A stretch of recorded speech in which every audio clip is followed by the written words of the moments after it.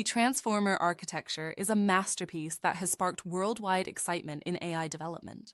Its most important component is the attention mechanism, which we will explore in detail today. Transformers are universal tools for analyzing and characterizing measurement data. They can identify relevant correlations between measured variables and use them to make powerful predictions. Consider a physics experiment measuring radioactive decays with a scintillation detector. The figure shows the setup on the left. Radiation from a sample enters a scintillator and produces light.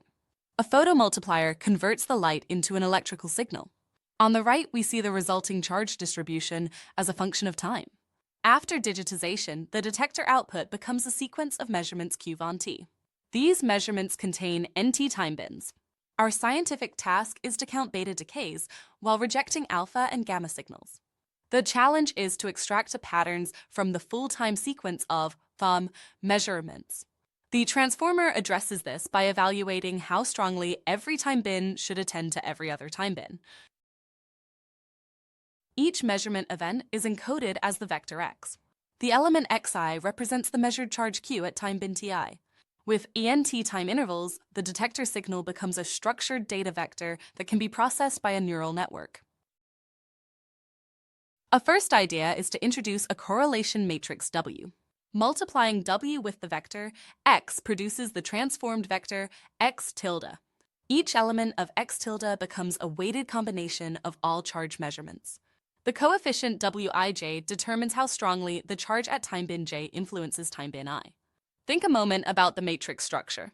The dark-shaded first column weights the dark-shaded charge measurement of the first time bin. Thus, the column sum of the matrix gives an importance measure of the first charge measurement. Second column gives importance for the second charge, and so on. However, such correlations must be learned from data. To enable learning, we introduce a trainable weight matrix WQ. The input vector x of dimension d is multiplied by the weight matrix WQ to produce the matrix Q. Each row of Q represents a latent feature vector of dimension d' for one time bin. This higher dimensional representation allows the model to capture, during training, typical signal structures in the data. Already, with the matrix Q and its transposed matrix QT, we could estimate a matrix W relating the charges in the various time bins, which now includes learnable parameters. This new square matrix preserves by construction the original dimension of the measurement with NT time bins. It captures relations between charges of the various time bins from a combination of the measurement itself and the trained parameters. Wait, we can increase the model capacity even further by replacing the transposed matrix QT by another matrix with its own learnable weights. We construct the matrix K in analogy to the matrix Q, projecting the measurement vector x into a higher dimensional latent space. We use the matrix Q and the transposed matrix KT to calculate relations between the charge measurements of the time bins. Each resulting matrix element compares two time bins using a dot product. A large value indicates that time bin j is highly relevant for interpreting time bin I. This matrix therefore measures how strongly different parts of the signal distribution influence one another. Let's do a proper normalization of this matrix W. First, divide by the square root of d' the latent feature dimension. This scaling stabilizes training because dot products naturally grow with increasing dimension.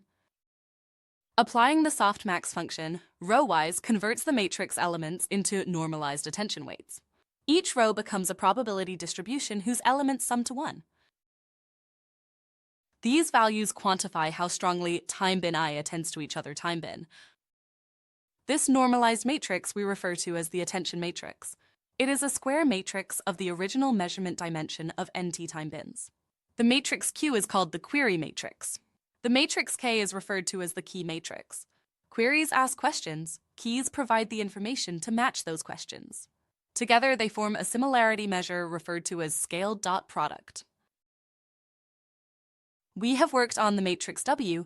There is still the measurement vector x on the right side of the equation.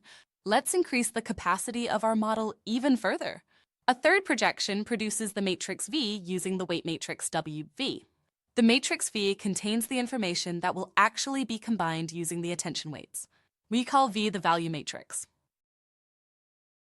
Now it's time for the highlight. This summarizes the so-called self-attention mechanism. We use the measurement vector x 3 times. First, the attention weights are computed from query matrix Q and key matrix K. These weights are normalized to the square root of the latent dimension d prime, row-wise normalized by the softmax function to give the attention matrix. The value matrix V is multiplied by the attention matrix to produce the output matrix Z. Each row of Z becomes a weighted mixture of value vectors from all time bins. This entire computation forms the so-called transformer head. Unlike classical neural networks with fixed weights after training, the attention matrix depends on the input data itself. Because the weights depend on the input itself, the network dynamically adapts its analysis to every measurement event.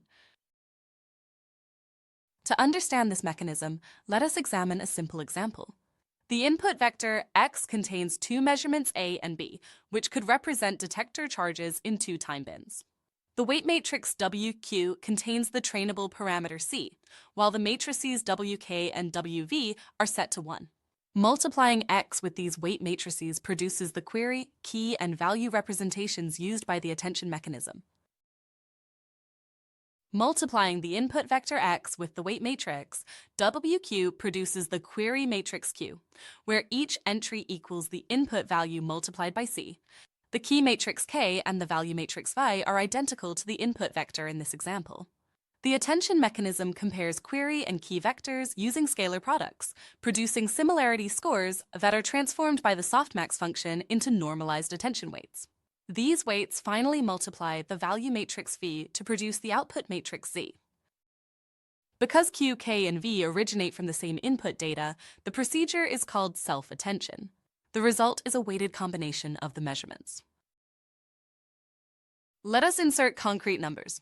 We choose A equals 3, B equals 1, and C equals 1 with D prime equal to 1. After applying the row-wise softmax, the resulting 2x2 matrix contains the values 1, 0.88, 0, and 0.12. Relative attention tells us how strongly each measurement contributes to the final result.